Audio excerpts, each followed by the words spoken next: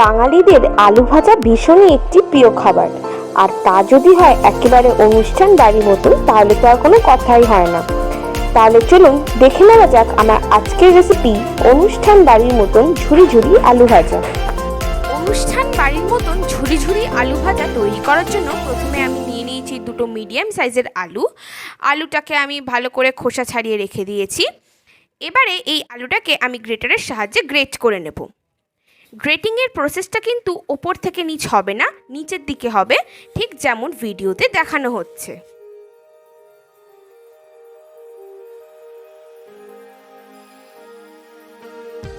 দেখতেই পাচ্ছেন খুব ফাইনলি গ্রেট হচ্ছে।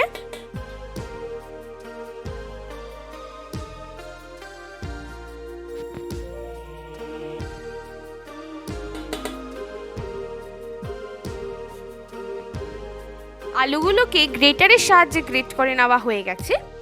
এইবারে আমি আলুগুলোকে জলের মধ্যে চুবিয়ে ভালো করে ধুয়ে নেব 3-4 বার করে। ধোয়াটা কিন্তু নর্মাল জলেই হবে। আলুগুলোকে জল দিয়ে ভালো করে ধুয়ে নেওয়া হয়ে গেছে। এবার এই জল থেকে আমি নিংড়ে নিংড়ে তুলে রাখবো।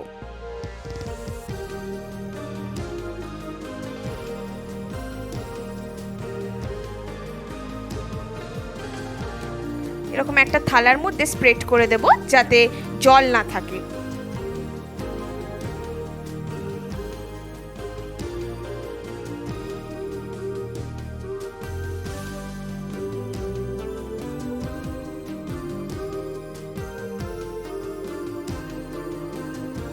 আলুগুলো সম্পূর্ণ জল ঝরিয়ে নেওয়া হয়ে গেছে। এবারে চলুন নেক্সট স্টেপের দিকে এগোনো যাক। কড়াইতে আমি দিয়ে দিয়েছি বেশ কিছুটা পরিমাণে সাদা তেল। তেল গরম হয়ে গেছে।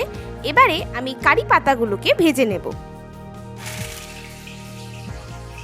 ভাজাটা কিন্তু সম্পূর্ণ মিডিয়াম ফ্লেমে হবে। কারি পাতা ভাজা হয়ে গেছে। এবারে এটাকে তুলে নেব। এখানে কারি পাতাগুলোকে আমি ডাঁটি শুদ্ধ ভেজেছি যাতে তুলতে সুবিধা হয়। এবারে আমি বাদামগুলোকে ভেজে নেব।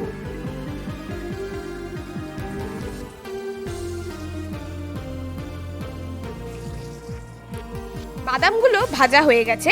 এইবারে এটাকে তুলে নেব।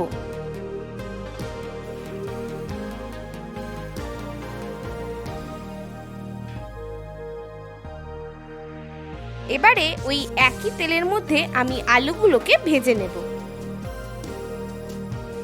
এখানে আলু ভাজাগুলো কিন্তু হাই ফ্লেমে হবে।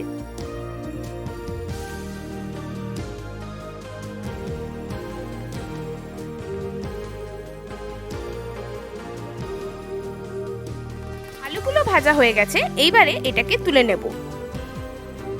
আলুগুলো যখন তুলবেন ফ্লেমটাকে কিন্তু লোতে রেখে তুলবেন, না হলে কিন্তু এগুলো পুড়ে যাবে।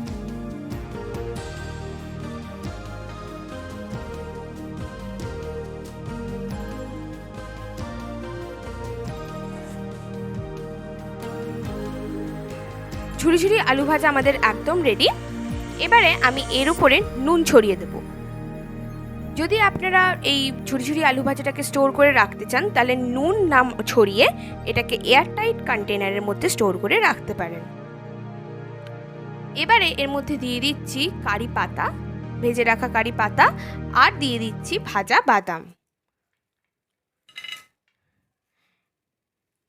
এবার ভালো করে সমস্ত কিছু মিশিয়ে নেব।